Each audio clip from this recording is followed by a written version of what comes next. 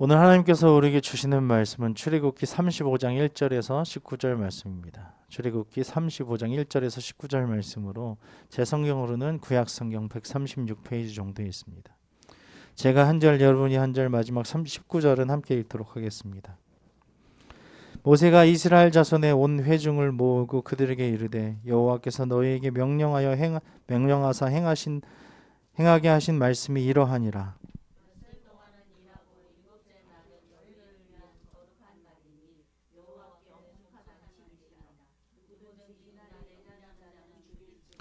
안식일에는 너희의 모든 처소에서 불도 피우지 말지니라.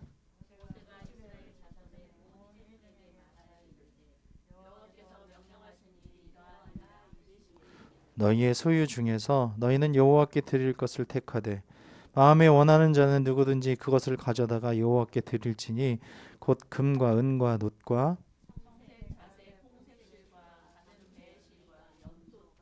붉은 물들인 순양의 가죽과 해달의 가죽과 조각목과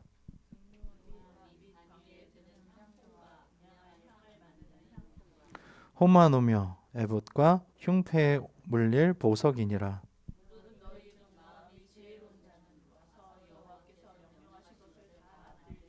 곧 성막과 천막과 그 덮개와 그 갈고리와 그 널판과 그 띠와 그 기둥과 그 받침과 상과 그 채와 그 모든 기구와 진설병과 분향단과 그 채와 관유와 분향할 향품과 성막문의 휘장과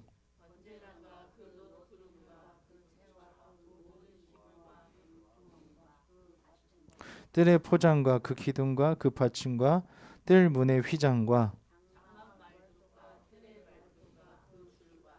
성소에서 섬기기 위하여 정교하게 만든 옷, 곧 제사 직분을 행할 때에 입는 제사장 아롯의 거룩한 옷과 그의 아들들의 옷이니라. 아멘. 할렐루야. 하나님께 영광의 박수 올려드립시다.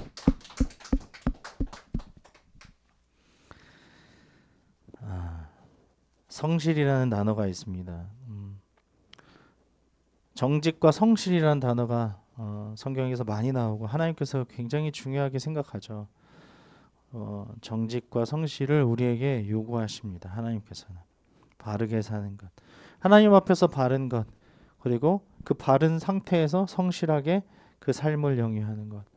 오늘도 이제 하나님께서 성실하게 우리 이스라엘 백성을 이끌어 주셨고, 또한 이스라엘 백성도 하나님 앞에 그렇게 응답하며 살기를 원하셨지만 금송아지를 만들어서 우상을 섬기는 이스라엘 백성들을 버리시고 모세 너만 살려서 다시 시작하겠다라고 하시는 그 하나님 앞에 모세가 간청하여서 이 백성을 버리지 마시고 죽이지 마시고 멸하지 마시고 하나님 불쌍히 여겨주셔서 한 번만 살려주십시오, 기회를 주십시오 하고 간청해서 다시 한번 하나님의 말씀이 그들에게 임하게 되었고, 그래서 두 돌판을 다시 받아서 이제 하나님께서 말씀하신 것을 모세가 이제 다시 이야기하는 내용인데요. 성실이란 단어는 그런 것입니다. 믿음을 저버리지 않는 것입니다. 성실히 행했던 사람에게 믿음을 저버리지 않는 것, 똑같이 성실히 대하는 것입니다. 그것은 성실히 대한 사람으로 인하여서 보람을 느끼게 하는 것이고, 하나님께서 성실히 하셨기 때문에 그 성실로 보답하는 것을 하나님께서 보람을 느끼게 하는 것입니다. 이스라엘 백성들이 이제 그러한 과정들을 겪어야 하는데 어떻게 이것을 성실히 이행하는지 이행하지 않는지 말씀을 통해서 보기를 바랍니다. 이 35장부터 시작되는 성막을 짓는 사역은요, 25장에서 31장에 주어진 하나님의 명령을 따르는 일이었습니다. 특별히 제가 살펴보니까 25장에서 30장까지 하나님께서 이러한 일들을 해라 그렇게 하셨고, 또 안식일이 그대 또 이어서 나오고 있습니다. 이 일이 그런데 지금 35장까지 미루어진 것을 볼 수 있는데요. 32장에서 보았듯이 이스라엘의 범죄 때문에 여기까지 미루어진 것입니다. 이 범죄는 하나님과 맺은 언약을 깨트릴 정도로 아주 심각했고, 하지만 모세의 간청과 하나님의 긍휼로 다시 그 언약이 갱신되는 것을 지난 시간 34장 27절에서 우리가 볼 수 있었습니다. 그 결과 안식일이 다시 선포되었고 드디어 하나님께서 거하실, 하나님께서 만나실, 우리와 만나실 그 성막 건축이 시작되는 것을 볼 수 있었습니다. 1절에서 3절을 다시 한번 읽어보도록 하겠습니다. 시작. 모세가 이스라엘 자손의 온 회중을 모으고 그들에게 이르되 여호와께서 너희에게 명령하사 행하게 하신 말씀이 이러하니라. 엿새 동안은 일하고 일곱째 날은 너희를 위한 거룩한 날이니 여호와께 엄숙한 안식일이라. 누구든지 이날에 일하는 자는 죽일지니 안식일에는 너희의 모든 처소에서 불도 피우지 말지니라. 아멘. 하나님께서는 여호와의 안식일을 지킬 것을 명령하십니다. 이 안식일의 명령은 31장에서도 보았듯이 하나님께서 시내산 언약의 결론으로서 안식일을 선포하셨습니다. 그리고 내가 너희를 향한 안식일이다. 오늘 2절에 보면 너희를 위한 이렇게 되어 있죠. 엿새 동안 일하고 일곱째 날은 너희를 위한 거룩한 날이다. 그리고 여호와께 엄숙한 안식일이라. 내가 창조를 하고 6일째까지 하고 7일째 쉬었음이라 이렇게 말씀하셨습니다. 그러나 이 언약은 32장에 이스라엘의 범죄로 깨지고 말았습니다. 따라서 이스라엘에게 하나님의 안식이 주어질 수 없었던 것이죠. 이제 깨진 언약이 다시 34장에서 갱신이 되는 것인데요. 언약이 새롭게 세워지면서 안식일 명령이 다시 그의 백성들에게 선포되고 이로 인해서 그들에게 안식에 참여할 것을 명령하시는 것입니다. 그런데 어떻게 참여하냐? 엿새 동안은 일해. 열심히 성실하게 일해. 내가 너에게 명령한 대로 말씀대로 그대로 행하고 살아라. 그러니까 기준은 말씀밖에 없었어요. 그 당시에 살아가는 기준은. 그리고 일곱째 날은 너희를 위한 이렇게 되어 있어요. 너희를 위한 안식일이야. 거룩한 날이야. 그 날은 거룩하게 살아야 되는 거예요. 엿새 동안은 열심히 일하지만 이 일곱째 날은 거룩하게 살아. 일을 멈춰. 재충전해. 거룩해야 돼. 그리고 그 다음에 여호와께 엄숙해야 돼. 하나님을 바라보아야 되고 하나님께 엄숙해야 되는 안식일이야. 그러니까 일하지 마라. 내가 다 책임질게. 이것이 하나님과의 대대의 언약이야. 쉬어. 하나님이 창조하시고 이날에 쉬었어. 그리고 너희를 지킨단다. 돌보신단다. 라고 이렇게 안식일에 대해서 너희들에게 이야기하는 것입니다. 이로 인해서 안식일에 참여할 것을 명령하셔요. 참된 안식은 하나님과의 바른 언약에서만 주어집니다. 할렐루야. 아멘. 무엇이냐면 하나님과의 바른 관계, 하나님께서 우리에게 약속하신 것이 성실히 이행되고 그대로 우리가 살아갈 때에만 안식이 주어진다는 거예요. 아니야, 나는 주일에도 쉬지 않을 거야. 열심히 살아야 돼. 내가 지금까지 어떻게 왔는데 이걸 이루려면은 꼭 이걸 해야 돼 하고 살아간다면 하나님이 힘든 그 사람의 모든 삶을 안다는 거예요. 왜 정점을 찍었을 때 그 사람이 암이 걸리고 죽어가는 것을 우리가 볼 수 있지 않습니까? 하나님께서 우리에게 말씀하시는 거예요. 일주일에 한 번은 꼭 뛰어나서 하나님을 위해서 살아. 쉬어야 돼. 재충전해야 돼. 너희의 거룩한 날이야. 하나님께 엄숙해야 돼. 라고 말씀하시는 것입니다. 예수님은 우리에게 참된 안식을 주시기 위해서 오신 분이십니다. 우리는 그분 안에서만 참된 안식을 누릴 수 있을 줄 믿습니다. 아멘.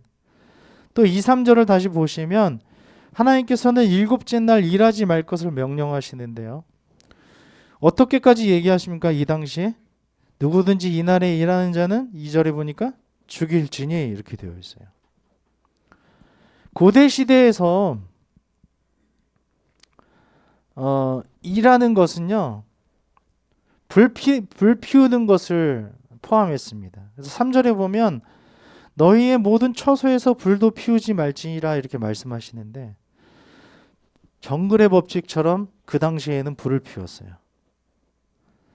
그러니까 불을 막 성냥이나 나이터로 키지 않았던 그 당시의 상황 속에 단순히 취사를 넘어서 나무를 자르고 나르며 부비는 것과 같은 그런 상당한 육체적 노동력을 요구했다는 것입니다. 불이 안 붙을 때에는 하루 종일 붙여도 불이 안 붙는 것을 우리가 볼 수 있잖아요. 그래서 하나님께서는 이 같은 노동이 요구되는 일은 금하셨는데, 그러므로 이스라엘 백성들은 안식일 이전에 사용하는 물을 조심스럽게 계속 유지시켜서 요리나 난방 같은 기묘한 일을 처리해야 하고 새로 불을 지피는 일을 하지 말아야 했다는 것입니다.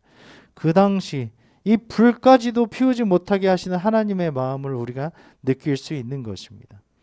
음식을 준비하기 위해서 불을 피우는 일상적인 일까지도 금지하시는 것입니다. 이것은 하나님께서 공급하시는 만나를 먹고 여호와로 인해 휴식을 얻도록 하기 위한 것입니다. 하나님의 시간과 하나님의 그 모든 바이오 리듬, 우리에게 행하신 그 리듬에 맞추는 삶을 살아가는 것입니다. 하나님께서 먹이고 입히실 것을 신뢰하고 성실히 믿는 것, 거기서부터 이것이 시작되는 것입니다. 하나님께서 우리의 모든 것들을 인도하실 거야, 먹이실 거야, 입히실 거야, 책임지실 거야, 보살피시는 거야. 이것을 인정하고 믿는 그 순간부터 이 안식일이 시작된다는 것입니다. 할렐루야, 아멘. 하나님께서 먹이고 입히실 것, 그리고 돌보실 것을 믿지 못해서 스스로 안식을 포기하지 마시고 먼저 하나님의 나라와 하나님의 의를 구하며 하나님의 시간에, 하나님의 그 발자국에, 걸음에 맞춰서 살아가시기를 우리 주님의 이름으로 축원합니다. 아멘. 6절과 7절에 보면 성서 위에 처진 휘장들이 나오죠.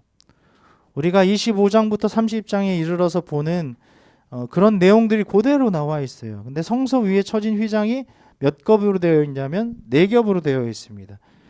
제일 안쪽에 사람이 들어가서 볼 수 있는 그 제사장이 출입하는 그 눈에 보이는 제일 안쪽 휘장은요, 청색, 자색, 홍색 실로 가는 배실로 아름답게 수놓아져 있습니다. 그래서 맨 안쪽에 있는 부분은 아름답게 수놓아져 있기 때문에 6절에 보면 이러한 것들을 누구든지 마음에 원하는 자가 가져다 하나님 앞에 드려라 라고 얘기하는 거예요. 그래서 하나님의 명령이 안식일 이후에 이제 나오는데요. 너희 소유 중에 너희는 여호와께 드릴 것을 택하되 마음에 원하는 자는 누구든지 그것을 가져다가 여호와께 드려라 라고 말씀하시는 것입니다. 지금까지 가지고 있었던 모든 것 중에 하나님 명령하신 대로, 말씀하신 대로 이러한 성막을 지을 거야, 내가 너희와 만나는 그곳을 지을 거야 라고 말씀하시면서 그 성막의 내부를 이렇게 꾸며라, 그리고 만들어라, 건축해라 라고 말씀하시는데, 그 중에 맨 안쪽에 있는 것들을 이러한 것들로 만들어라. 그 다음에 두 번째, 그 위에 쳐진 두 번째 휘장은 염소털로 만들어져서 또 염소털의 그 가죽, 그렇죠? 염소털과 또 그 세 번째 휘장은, 그 위에 쳐진 세 번째 휘장은 무엇이냐면 붉은 물을 들인 순양의 가죽으로 이렇게 만들어져서, 거기 7절에 보면 붉은 물 들인 순양의 가죽까지 이제 바치라고 하는 거죠. 또 네 번째 휘장은 뭐냐면 그 맨 마지막에 겉에 이렇게 씌워진 그 휘장은 털 덮고 있는 네 번째 휘장은 해달의 가죽으로 만들어져 있는데요. 그래서 그 당시에 굉장히 질기고 귀한 해달의 가죽으로 이렇게 성막을 4개로 이렇게 튼튼하게 쌓는 것을 우리가 볼 수 있습니다. 그래서 비나 눈이나 아니면 여러 가지 먼지나 어떤 공격으로부터 이렇게 보호할 수 있는 것이죠. 또 진설병이라는 부분이 13장에 나오는데요. 하나님에게 바치는 거룩한 떡이라고 그랬죠. 얼굴 떡이라고 해가지고 제사장들은 매 안식일마다 성소 안에 진설병상에다가 2줄로 6개씩 12개의 떡을 하나님께 바쳐야 했는데, 여기서 12개의 떡을 이스라엘의 12지파를 상징하는 것으로서 하나님께 대한 이 12지파의 헌신과 감사를 나타내는 것이었습니다. 그래서 하나님께서 우리를 성실하게 인도하신 것처럼 우리도 하나님 앞에 올려드립니다 하고 그 진설병의 떡을 12개로 우리의 모든 것을 하나님 앞에 올려드립니다 라고 드리는 것입니다. 우리가 예물을 드릴 때도 마찬가지예요. 헌금을 드릴 때에도 우리가 미리 준비해 와서 나는 용돈이 없어요. 나는 드릴 게 없는데 어떻게 합니까? 그 당시에 그럼에도 불구하고 내가 있는 조그만 것이라도 나에게 있는 아낌없는 최선의 것을 하나님 앞에 올려드릴 수 있는 마음이 있다면 그것이 하나님 기뻐하시는 예물이라는 것입니다. 할렐루야. 아멘. 자, 19절에 보면 또 제사장의 옷이 나오죠. 제사장의 옷은, 대제사장의 옷은 7가지 장식으로 이루어진 것을 볼 수 있어요. 그래서 거기 보면 이러한 것들을 바쳐라 하면서 뭐 호마노와 제사장의 이 옷들이 나오는데 흉패, 에봇 받침, 겉옷, 반포, 속옷, 관, 띠, 순금, 패 이런 것들이 이제 대제사장의 옷의 이제 장식으로 이루어지는 것들입니다. 그리고 대제사장이 아닌 일반 제사장의 그 아론의 아들들의 옷은 3가지 장식으로 속옷과 띠와 어떤 관으로 이루어진 것을 우리가 볼 수 있습니다. 그래서 이러한 모든 것들을 하나님께서 바치라는 이유는 하나님 명령하신 대로 하나님이 무엇을 받으시겠어요?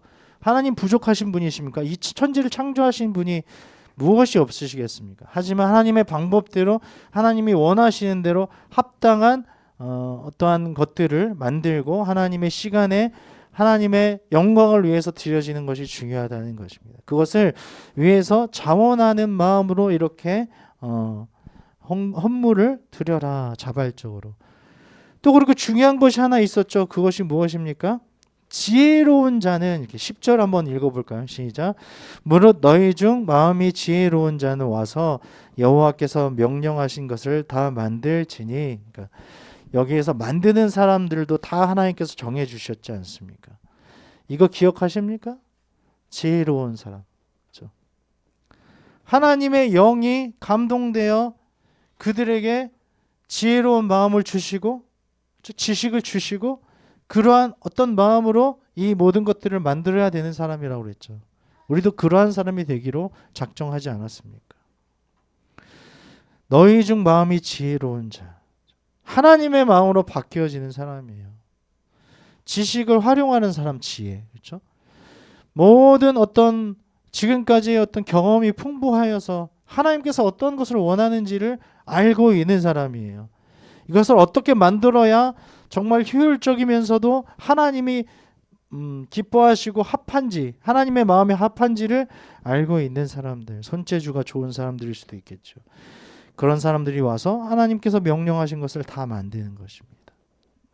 이러한 물건만 있어서는 되는 것이 아니라 만드는 것도 매우 중요하다는 것이죠. 모세는 하나님의 명대로 백성들에게 안식일을 지킬 것을 선포합니다. 그리고 성막과 그 안에 사용될 기구들, 제사장의 의복들을 만드는데 백성들이 자원하여 헌물을 드리고 마음이 지혜로운 자들이 자발적으로 참여할 것을 요청하는 것입니다. 모세는 하나님의 말씀을 백성들에게 전달하는 역할을 성실하게 잘 감당합니다. 이것입니다. 내 마음에는 이거 마음이 들지 않아. 이거는 이렇게 하면 안 될 텐데 라고 생각했다면 다르게 명령했을 거예요. 하나님의 말씀을 다르게 전달했을 거예요. 근데 성실히 말씀하시고 성실히 대하신 그 하나님 앞에 모세가 그대로 백성들에게 전달했다는 거예요. 하나님을 섬기지 않고 다른 이방신을 섬겼던 그 백성들에게 분노하고 너희들 이러다 하면 다 죽어 하고 그들을 살리기 위해서 많이들 죽기는 했겠지만 처벌하고 죽기는 했지만 그들을 모두 살리기 위해서 하나님 앞에 목숨 걸고 엎드려서 하나님 앞에 성실히 행했던 모세를 기억하십시오. 모세가 잘났다는 것이 아닙니다. 우리도 그렇게 살아갈 수 있다는 것입니다. 하나님의 말씀을 바로 전달하는 것이 하나님의 사람들의 의무입니다. 할렐루야. 아멘. 하나님 우리에게 말씀하셨다면 성실하게 행하고 계시기 때문에 그 사랑하시는 그 하나님 앞에 사랑을 올려드리는 것은 당연한 것입니다. 우리를 성실하게 이렇게 인도하시고 돌보시는 그 하나님 앞에 보답하며 보람을 드리는 것이 당연한 일이라는 것입니다. 나 어떻게 하면 하나님의 눈을 피할 수 있을까? 하나님의 낯을 피하여서 도망하였던 요나와 같이 나 저거 하기 싫은데? 간단히 하면 좋겠는데, 요령을 부려서 하면 좋겠는데, 한 것처럼 하나님 앞에 보였으면 좋겠는데 라고 하는 것은 전혀 통하지 않는다는 것입니다. 그것은 마치 하나님의 눈을 속이고 우상을 섬기면서 금송아지를 만들어서 이것이 하나님이야 라고 그 모든 전체 과정을 뛰어넘는 것과 같은 것이라는 것입니다. 하나님이 성실하셨어요. 하나님이 성실하셨어요. 이 천지를 창조하실 때 그냥 아유 나 너무 귀찮아 하고서 땅은 이렇게 만들지 그냥 뭐 치밀하지 않게 계획적으로 만들지 않고 이 칸을 나누지 않았다면 우리가 어떻게 살아갈 수 있을까요? 중력이란 걸 만들지 않으시고 막 땅과 물과 이 하늘이 막 그냥 뒤섞여 있다면 우리는 어떻게 살아갈 수 있을까요? 하나님 앞에 우리는 그렇게 살아가야 한다는 것입니다. 하나님이 우리 앞에 성실하시고 다 정성을 다해서 우리를 살아가게 하시는 것처럼 우리도 하나님 앞에 그런 마음으로 살아가야 할 줄로 믿습니다. 아멘. 우리 모두가 하나님의 우리의 입으로 삶으로 하나님 앞에 성실하게 하나님의 말씀을 온전히 가감없이 잘 전달하시기를 우리 주님의 이름으로 축원합니다.